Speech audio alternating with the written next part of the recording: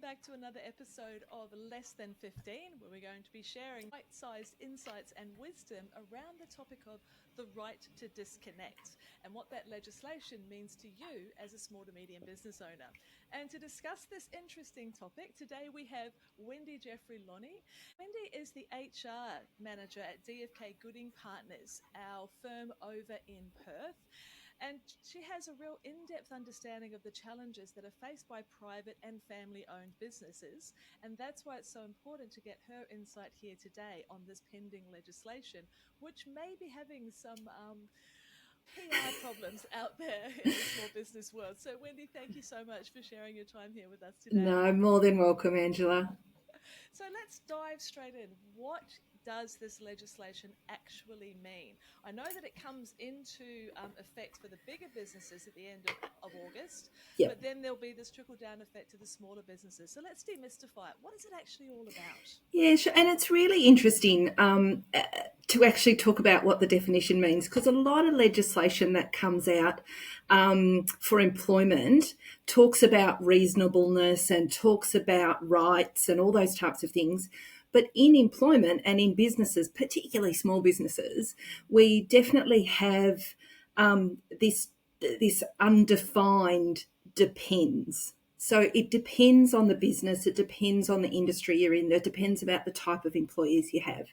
So basically the right to disconnect legislation is about the employee's right to refuse unreasonable out of hours contact. So it doesn't say no contact. It doesn't actually say if I end at 5 o'clock, that's it, you're not allowed to talk to me until 8:30 the next morning.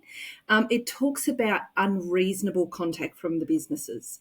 So if you're a receptionist and you work 9 to 5 and I need to talk to you about a change of arrangements or an early meeting the next day, it might be reasonable that I contact you. But getting a supplier to phone you at 10 o'clock at night when your role is the receptionist in a 9 to 5 business is just not reasonable, and an employee would have the right to unreasonably refuse that. Okay, so it's all honing around that word of what is reasonable or unreasonable, and it would seem that the best approach is to have discussions with your staff around this. So one of the great things you're providing, and it will be in the show notes as a download, is a checklist of questions to actually ask your team. So you have this proactive conversation about what it looks like, and it's likely to change over time as well. This isn't something that we set in stone and that's it, tick that box, it's done. Absolutely. And we know that the industrial relations legislation is constantly changing. It feels like I'm updating myself every 3 minutes. So, again, I can appreciate that employers and employees both get it wrong or mucked up a little bit, Tom. What used to happen in the good old days doesn't necessarily happen now, and vice versa. The other really important thing I think for our listeners to appreciate is that a lot of the discussions will end up in the Fair Work Act and in the awards system. So the good thing about it being in awards is that they're very industry based. So what happens in hospitality will be different to what happens for a clerical staff member, which will be different to what happens in building and construction. So the awards will actually have some really good guidance for employers as well. The one thing that we do need to be careful of, though, is once they go into the awards, once it goes into Fair Work, then it goes through Fair Work from a resolution point of view or a stop work order. And Fair Work are increasingly introducing criminal penalties and other bits and pieces. So we need to make sure we're getting this right. And I think, Angela, I've mentioned to you many times before, the biggest reason to have discussions with your staff and get this right is legislation by TikTok. So we're really starting to see that people are getting all their data and their intel from social media, not actually considering what it means for me, my role, my business, what I'm doing, all those types of things. Yeah, because we have uncertainty around a topic and we don't have the information, then we will fill in the gaps.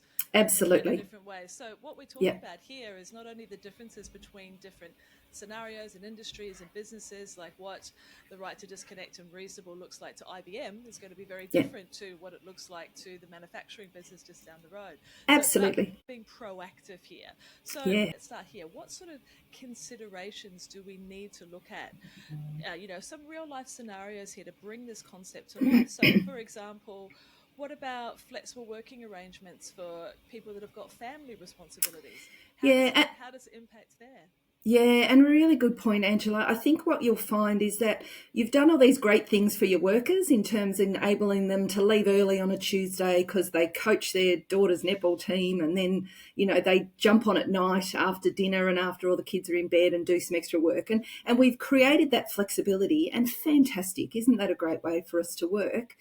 But now we've got this legislation that says other employees who perhaps don't run to that same schedule might say, well, don't send me, just because you're working at 9 o'clock at night because it suits you doesn't mean I want to hear those email pings.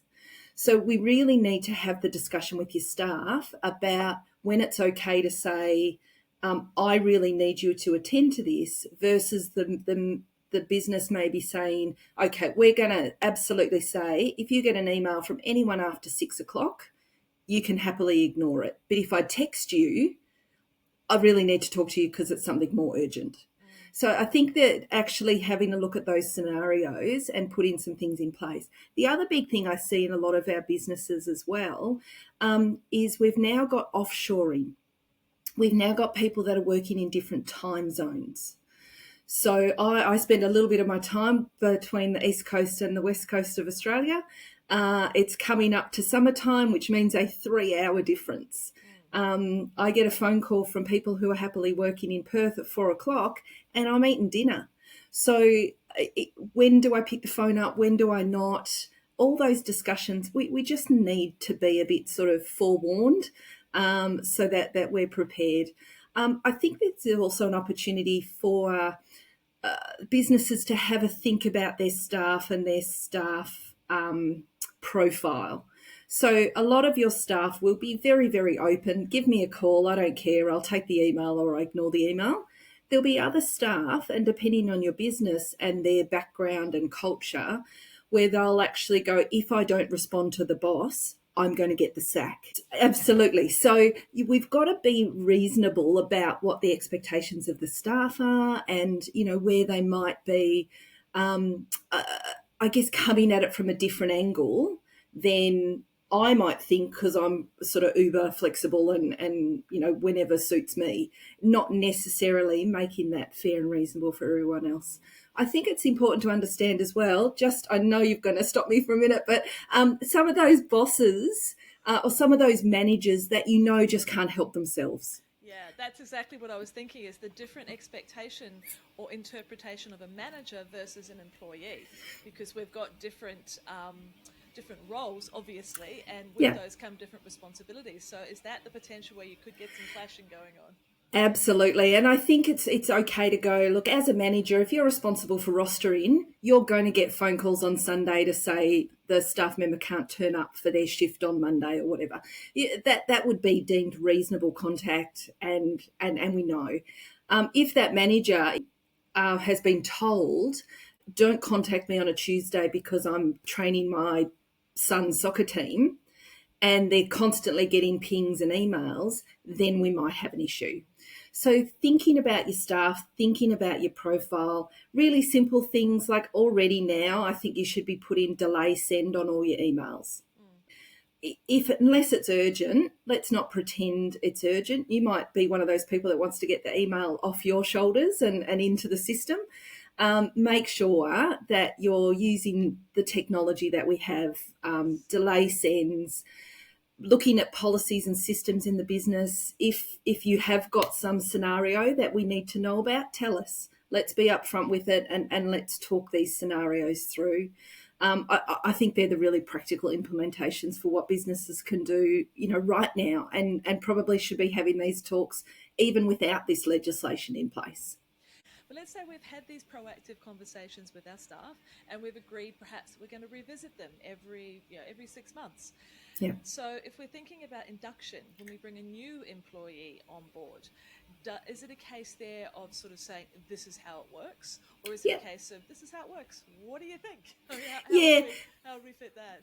Yeah, and again, I'm going to say the word depends because it comes up quite a lot. It depends on your business and where you're at with those things. I think having a broad policy around what the expectations are for both the workers and the bosses, and making sure you're really clear on what that might look like. But introducing a new person to say, look, this is what we have. We're going to have stock takes twice a year. And that's going to mean we have all weekend work and there's lots of stuff going on and we're just going to need all hands on deck. Yes. Other times of the year, we won't need you to pick up the phone call anytime outside of the hours. Or based on your role as a new manager, there is an expectation that you pick up the phone. We've already covered it in a loose over award payment. So you're getting paid for these extra hours. If it becomes unreasonable, if your circumstances change, it's your responsibility to tell us about it.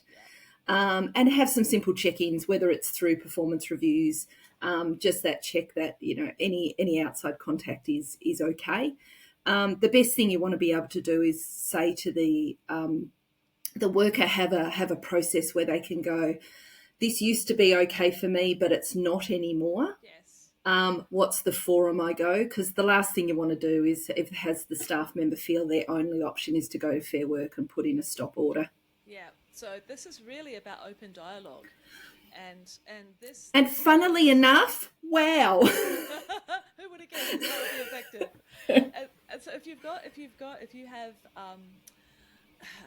cultivated an open dialogue, the type of environment and culture within your organisation where we can discuss these things. We can say, exactly as you said, this used to really work for me, but the circumstances change from both sides. So it needs to be this give and take. Yeah. And with all good employer-employee relationships, it has always been a give and take. Now, as we're coming to a close here, what do you think are some of the biggest concerns that we could just finish with soothing or calming, because you've said a lot of this? I think the biggest one is, let's not pretend that your staff are only going to tell you when things are going wrong. Okay, so we need to be on the front foot and be talking to staff in advance, and make sure that you understand that your staff are going to get their intel from other people, TikTok, social media, their friends at a barbecue. My boss lets me do this and doesn't let me do this. So we want to make sure the information's coming from the horse's mouth, coming from the employer. Yeah. And what a great way to open up and have a conversation with your staff. Absolutely. Well, I think what we've done here with this conversation today is hopefully soothe a few ruffled feathers, but also very much get across the idea that this means we need to be proactive. Yep. By going through that list that you provided for us and actually opening the conversation, then this does not have to be a big scary bear. This is something that we can simply bring into what is happening within our organisations anyway. Yeah. The legislation is there. It takes place in a matter of weeks. It will be deemed law for all businesses above 15 staff. Get on the front foot now. Have a conversation. Get in contact with whoever you need to get in contact with you, just to sort of go, this is a tricky person or a tricky situation. What should we do? But get on the front foot for it. It's here, it's now, it's been talked about. So, good luck with it. Now's the time to take action. Thank you so Absolutely. much. No, you're very welcome. Very valuable. So, our lovely listeners, don't hide from this. Don't put it on a shelf and think we'll deal with this later. If we are proactive, this is legislation that can just fit smoothly into your organisation. Understanding it may change over time, as everything does, but getting on that front foot is going to make all the difference. So we hope this has been useful for you today, and look forward to bringing you another episode of Less Than 15 next week. Until then, take care. Welcome to Less Than 15, a show for busy business owners brought to you by DFK Australia, New Zealand.